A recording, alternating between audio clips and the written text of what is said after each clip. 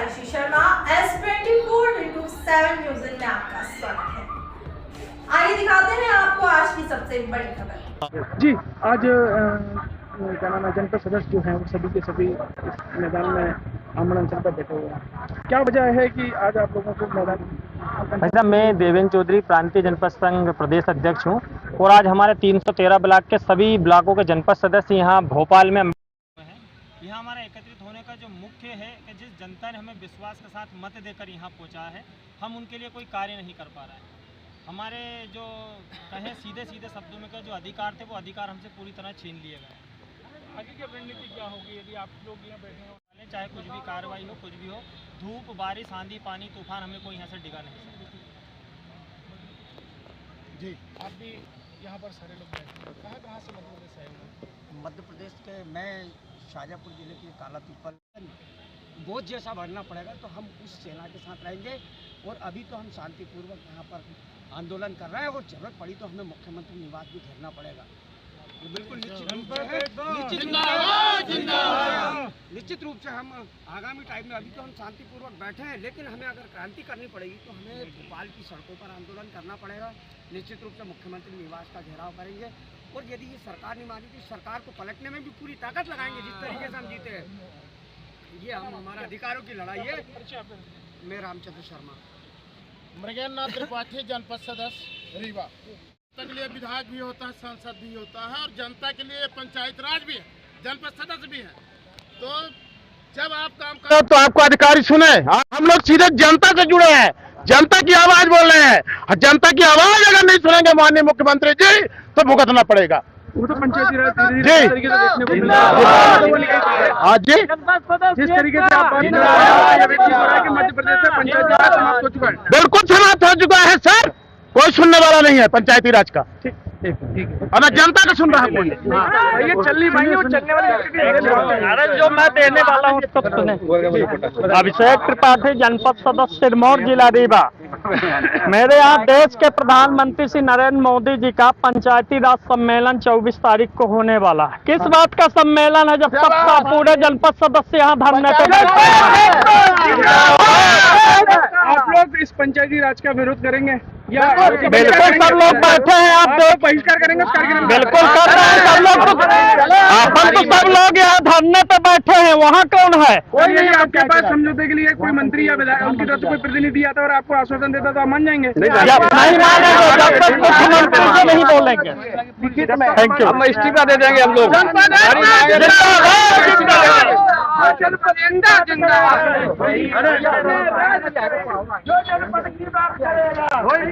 बड़ी वजह ये है कि आज जो है जनपद सदस्यों को जो बाकी दुर्दशा हो रही है, क्योंकि ये किसी पार्टी से जुड़े हुए नहीं है, ये अपने खुद के बलबूते पे जनपद निकालते हैं और 8 गांव की इनकी सपोर्ट रहती है।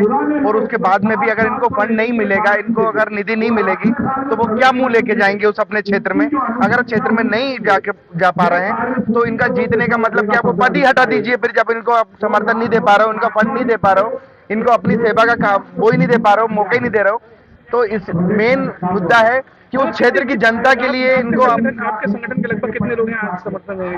आज हमारे संगठन के 8-10 लोग यहाँ पे हैं और कल राष्ट्रीय अध्यक्ष भी आने का चल रहा है। आज थोड़ा बिजी थे, प्रदेश अध्यक्ष भी आ रहे हैं, तो हम लोग पूरे तन मन धन से यहाँ पे इनका साथ देंगे। जनपद सदस्य जो है वो भाजपा विचारधारा के और भाजपा में बड़े बड़े पदों पर भी है, लेकिन उसके बाद भी आज देखा जा रहा है मध्य प्रदेश में कि उन्हीं की बात नहीं सुननी जा रही। शिवराज जी उनकी बात सुनने को तैयार नहीं है। तो क्या वजह आपको लग रही है कि कहीं आने वाले 2023 के चुनाव में इसका नुकसान तो नहीं, ये दोनों मुद्दे अलग हैं। ये जो संगठन है इसका मुद्दा अलग है, जो बीजेपी के जनपद सदस्य हैं उनका मुद्दा अलग है। यहाँ पे जनपद सदस्यों की बात हो रही है, ना कि किसी पार्टी की, चाहे वो बीजेपी हो या कांग्रेस। दर्द है, बस दर्द है उसी के लिए यहाँ पे है कि यहाँ किसी शिवराज सिंह से विरोध नहीं है, यहाँ पे विरोध है इनके निधि से, इनके जो मानदेय है उससे, इनके जो कार्यकाल का जो समय दिया गया था, उसका जो कार्य देना था, जो निधि देनी थी, उससे इनको विचारधारा आदमी उससे चाहता है कि जो जिस विचारधारा पे मैं हूँ उसी विचारधारा की पार्टी है, कहीं ना कहीं उसके प्रति उसकी जो संवेदना होती है वो ज्यादा नजदीक होती है। वो सोचता है कि मेरी पार्टी मुझे ज्यादा सपोर्ट करेगी। नहीं, ये ऐसा दिखता हुआ नहीं आ रहा मध्य प्रदेश में। नहीं, थोड़ा सपोर्ट तो रहेगा, लेकिन क्या है, दोनों व्यक्तित्व अलग है। आप उसको अलग रखिए बीजेपी को और जनपद सदस्य को अलग। अभी यहाँ पे जनपद सदस्य अपनी मांगों को लेके, अपने क्षेत्र के लोगों की मांगों को लेके यहाँ पे आए हैं। उनकी आप इनके अनिश्चितकालीन हड़ताल में आखिरी समय तक रहेंगे? बिल्कुल, हम आखिर तक रहेंगे। हमारे राष्ट्रीय अध्यक्ष भी इससे समर्थन कर रहे हैं, पूरा संगठन ने समर्थन किया है। कुछ लोग इस संगठन में हमारे लोग भी हैं, जिसमें गोपाल यदुवंशी जी हैं, वो संभाग अध्यक्ष हैं, तुलसीराम यदुवंशी हैं, वो प्रदेश सचिव हैं। तो हम तन मन धन से इनका समर्थन आखिरी तक करेंगे। मैं रोहित यादव, राष्ट्रीय उपाध्यक्ष, राष्ट्रीय यदुवंशम सेना, विधायक प्रतिनिधि सिवनी मालवा, ओबीसी एकता संघ से राष्ट्रीय संगठन मंत्री हूँ। कई पत्रकारों से मैं वरिष्ठ पत्रकार हूँ, कई संगठनों में जुड़ा हूँ। एक ले लीजिए, अब मेरे संगठन के माध्यम से आपने जो सवाल पूछे उसका जवाब मैं दूंगा बीजेपी ने। मैं प्रांतीय जनपद एकता, मैं गोपाल यदुवंशी, प्रदेश सचिव प्रांतीय जनपद संघ से। आप जो अभी बोल रहे थे कि बीजेपी के जो जनपद सदस्य, तो आज है ना पीड़ा बीजेपी, कांग्रेस या आम आदमी पार्टी सभी जनपद सदस्यों की है।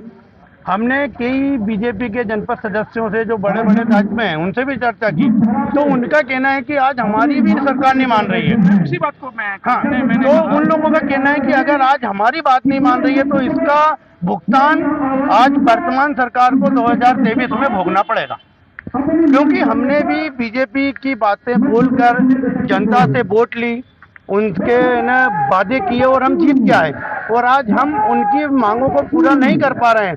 तो वो ये बोल रहे हैं कि आपकी सरकार और आप लोग झूठे हो। तो कहीं ना कहीं मतलब जो वोटर है उनके साथ छलावा हुआ है। छलावा हुआ है क्यों? क्योंकि आज भारतीय संविधान का हनन हो रहा है।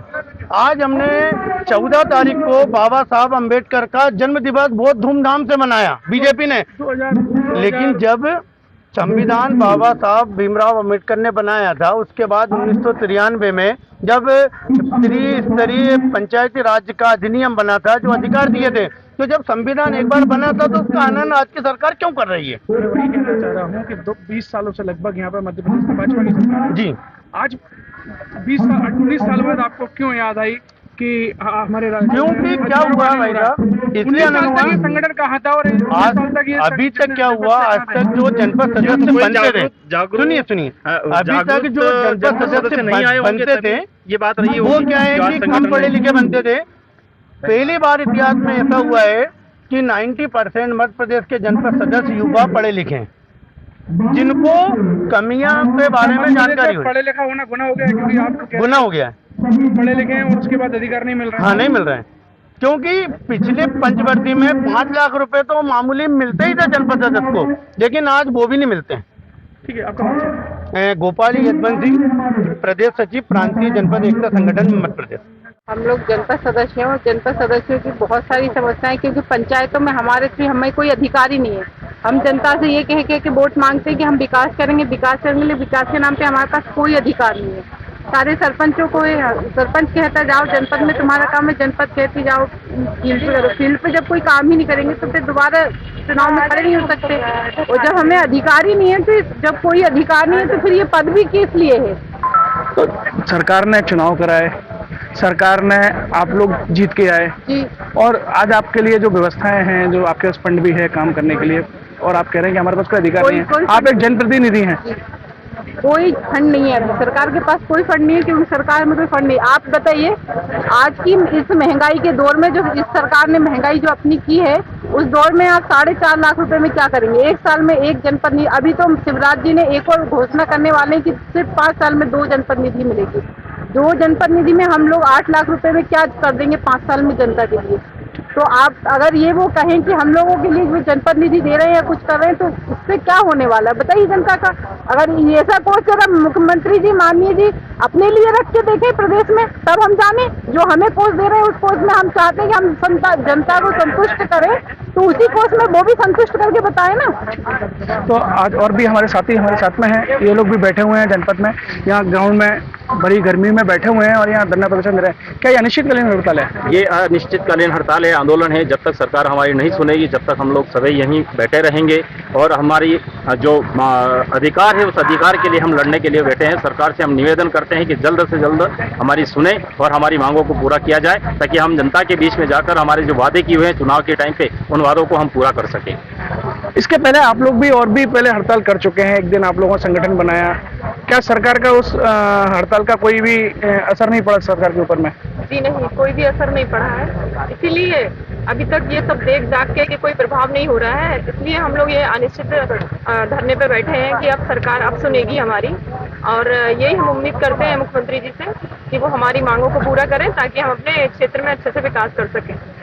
इसमें कई लोग जो है वो भाजपा सपोर्टर भी हैं, कई लोग कांग्रेस सपोर्टर भी हैं और कई लोग गैर राजनीतिक भी हैं जो पहली बार चुन के आए हैं। तो आने वाले समय में 2023 का चुनाव है, क्या इसका खामियाजा भी सरकार को भुगतना पड़ सकता है? बिल्कुल बिल्कुल, ऐसे लग रहा है, दौर ऐसे ही चल रहा है जैसे सरकार सुन नहीं रही है। हम यहाँ किसी पार्टी को लेके नहीं बैठे हैं, हम जनपद सदस्य हैं और सिर्फ हम अपना अधिकार मांगते हैं। अगर सरकार आएगी तो विकास करने के लिए आएगी, काम करने के लिए आएगी। हम भी चुनाव लड़के आए हैं तो हम काम करने के लिए आए हैं। जब आप काम नहीं कर पाएंगे तो फिर कैसा विकास होगा? कोई विकास नहीं होगा, इसलिए काम नहीं करेंगे तो कहाँ से विकास होगा, आप बताइए। जो हमारी इसी तरीके से हमारे साथ बहुत सारे लोग बैठे हुए हैं यहाँ पर, आप देखेंगे, मेरे साथी से कहूँगा दिखाएं कि बड़ी संख्या में जो है यहाँ पर जो है जनपद सदस्य और जनपद पंचायत अध्यक्ष भी बैठे हुए हैं हमारे साथ। आइए चलिए हम दिखाएं कि और भी लोग बैठे हुए हैं और हम उनसे चर्चा करने की कोशिश करेंगे कि आए और ये जनपद अध्यक्ष भी हमारे साथ में, पूरे संगठन के अध्यक्ष है, हम इनसे चर्चा करेंगे कि क्या समस्याएं हैं अनिश्चितकालीन हड़ताल पर बैठे हुए हैं। जी, मैं देवेंद्र चौधरी, प्रांतीय जनपद अध्यक्ष। जब आज हम जो धरना प्रदर्शन यहाँ कर रहे हैं, सबके हम जिस क्षेत्र विकास करा पा रहे हैं, हम सबसे बड़ी बात हमारे लोगों को आशीर्वाद मत देना होता है, हम उनके सवाल के जवाब नहीं दे पा रहे। जैसा कि आप कह रहे हैं कि आप पिछले करीबन 1 साल से ज्यादा हो चुका है चुनाव होने के अध्यक्ष बनने के बाद में, और इसके पहले भी आप लोग धरने पर बैठे थे, तो क्या इसका कोई भी असर सरकार के ऊपर नहीं पड़ा है? क्या है, 313 ब्लॉक के सभी सदस्यों ने अपने ज्ञापन के माध्यम से वर्तमान में जो उनके क्षेत्र के सांसद, विधायक और माननीय मुख्यमंत्री जी तक को भी ज्ञापन दिया, पर मेरे को ऐसा लग रहा है मुख्यमंत्री जी ने जनपद सदस्यों की तरह से बिल्कुल अपनी आंखें बंद कर ली। तो कई जनपद सदस्य हैं वो लोगों की बात सुनने को तैयार नहीं, बिल्कुल अपने लोगों की बात नहीं सुन रहे। वो भाजपा सपोर्टर है और बड़े बड़े पदों पर भी हैं, पर वो लोगों को क्या जवाब दे? भाई वो क्षेत्र में जाएंगे तो किस मुंह से जाएंगे? भाई उनको जवाब तो उनके क्षेत्र में कार्य करने के बाद ही देना पड़ेगा ना। तो एक और सरकार कर रही है कि हमने वेतन बढ़ा दिया, उनका जो बढ़ा दिया और बाकी के जो फंड है उसको भी बढ़ा दिया है स्वास्थ्य प्रसाद जी ने, और बड़ी बड़ी घोषणाएं की। इस तरीके से आप बात कर रहे हैं, उससे लग रहा है कि ऐसा कुछ हुआ नहीं है। नहीं, देखिए क्या है, सरपंच संघ बात एक अलग है, उनको तो पहले से ही बहुत कुछ था या नहीं था पंचायत में, पर जनपदों का क्या? हमारे तो पूरा जो अधिकार पुराने थे वो भी बंद कर दिए। भाई हमें भी तो चुनाव जीत कर आए हैं, जनता ने हमें चुना, हम किस मुंह से जनता के बीच जाएंगे? इसके पहले भी जनपद सदस्य चुन के आते थे, मगर आज पहली बार देखने को ऐसा मिल रहा है कि मध्य प्रदेश में 20 साल में कि आज ये लोग धरना प्रदर्शन करने की नौबत आ रही है। तो इसको क्या वजह मानते हैं कि सदस्यों को धरना प्रदर्शन करना पड़ रहा है? देखिए, पहले 1993 के जो नियम थे उसके तरह जनपद सदस्य काफी पावरफुल होता था। अब क्या है, जैसे युवा वर्ग आया है, शिक्षित वर्ग चुनकर आया है अपने क्षेत्र के विकास के लिए, और उसी समय इन्होंने हमारे पूरे अधिकार खत्म कर दिए। सरकार के जितने भी ये वादे सब झूठ बोल रहे हैं, बिल्कुल जनपद सदस्यों का किसी कुछ नहीं मिल रहा है। तो क्या करते हैं? बिल्कुल, जहाँ देखिए हमारा स्वाभिमान होगा, हम सीधी बात करते, जो जनपद की बात करेगा वही आने वाले समय में मध्य प्रदेश में राज करेगा। का भी कहना है कि जो नेताओं की बात करेगा और हम जो है वो उन्हीं के साथ में रहेंगे। एक साथी और हैं जो कुछ कहना चाहते हैं, हम सुनना चाहेंगे क्या कहना चाह रहे हैं। जी, आप भी कुछ कहना चाह रहे हैं? जी, हमने 1 मिनट मध्य प्रदेश जनपद एकता संगठन के सारे जनपद सदस्यों की ओर से मंदसौर जिला अध्यक्ष प्रतिनिधि होने के नाते रतलाम में 8 अप्रैल को मैंने माननीय शिवराज सिंह जी चौहान जी को स्वयं ज्ञापन सौंपा था और भोपाल में सभी जनपद सदस्यों की मांगों को लेकर महापंचायत बुलाने का आह्वान किया था। इसके पूर्व मैंने नीमच में 24 मार्च को माननीय आज किन मांगों को लेकर बैठे हुए हैं? ये तो आप पहले पूर्व में कर चुके हैं, सरकार सुनने को तैयार नहीं है, अब आगे की रणनीति क्या होगी? आज हम तो इनके पास कोई जवाब जो है वो दिखाई नहीं पड़ रहा है कि आने वाले समय में इनकी रणनीति क्या होगी। जी, 2 शब्द मैं भी कहना जी, क्या कहना चाह रहे हैं आप भी हमारे साथ में? माननीय मुख्यमंत्री जी को से निवेदन करना चाहता हूं कि जनप्रतिनिधियों में, सभी जनप्रतिनिधियों में कुछ ना कुछ अधिकार है, लेकिन आज दिनांक तक जनपद सदस्य को बिना अधिकार के लिए चुनाव लड़ाया गया है, कोई अधिकार प्राप्त नहीं है। इसलिए हम माननीय मुख्यमंत्री जी से निवेदन करते हैं कि हम लोगों को, हम सभी साथियों को कलम का अधिकार चाहिए। ग्राम पंचायत में, ग्राम सभा में हमारे बिना उपस्थिति के बैठक संपन्न न मानी जाए और जो भी टीएस का कार्य एसडीओ द्वारा किया जाए वो हम लोगों के बिना अनुशंसा के कोई भी विकास कार्य में टीएस ना किया जाए। तो अधिकार तो पहले भी थे, इसके पहले भी सरकार काफी लंबे समय से जनपद, मगर ये पहली बार देखने को मिल रहा है कि इस तरीके की मांगे उठ रही हैं। शायद जागरूकता की कमी रही होगी, जैसा भी मामला रहा हो, लेकिन आप ये बताइए कि जनपद सदस्य को कहीं भी, सिर्फ सामान्य सभा के अलावा कहीं भी सिग्नेचर करने का अधिकार नहीं है। कहीं ना कहीं ये पूरा फंडा जो है या पूरी लड़ाई जो है वो सरकार के द्वारा मिलने वाला जो अनुदान है उसमें इनको जो अनुदान मिल नहीं पा रहा है। जिस तरीके से जो सरपंच होते हैं या सचिव होते हैं वो कहीं ना कहीं जो आने वाली 15 वित्त की राशि होती है, कई ऐसी योजनाएं आती हैं जिनमें जो पैसा आता है उसका गोलमाल करने के आरोप लगते हैं। क्या आप लोग ये सारी चीजें, पैसा नहीं मिल पा रहा है, ये पूरी लड़ाई पैसे की लड़ाई है क्या? नहीं, ये पैसे की लड़ाई नहीं है, ये अधिकार की लड़ाई है, अधिकार की लड़ाई है। हम कह रहे हैं कि यदि हम लोगों को चुनाव में त्रिस्तरीय किया गया है तो सरपंच को अधिकार है कि वो अपनी पंचायत चलाए, जिला को अधिकार है, ज्यादातर फंड जिले में आते हैं।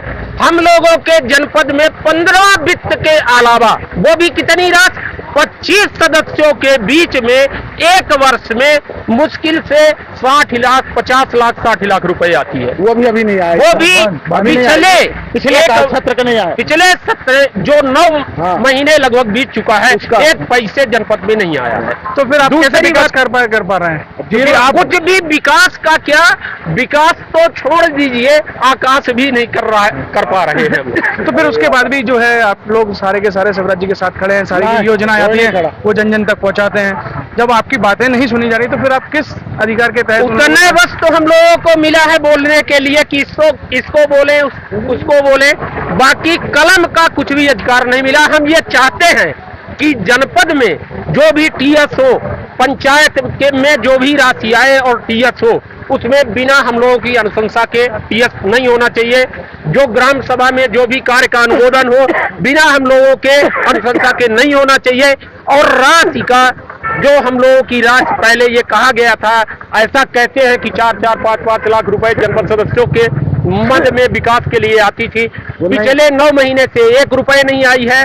हम चाहते हैं कि साल में एक बार ही आती होगी ना? हाँ, अभी तक नहीं आया। एक सत्र खत्म हो गया सर, ये मार्च तक एक सत्र खत्म हो चुका है पिछली बार। तो कहीं ना कहीं जो है, कहीं ना कहीं ये पूरी लड़ाई अपने अधिकारों को लेकर है। अब देखना होगा कि सरकार की जिस तरीके से, अब देखना होगा कि इनकी मांगे शिवराज जी सुनते हैं या नहीं सुनते हैं, और इनके जो ये धरना प्रदर्शन अब कब तक चलता है। मैं आयुषी, अब मुझे दीजिए इजाजत, अगली बार फिर मिलेंगे बड़े खुलासे।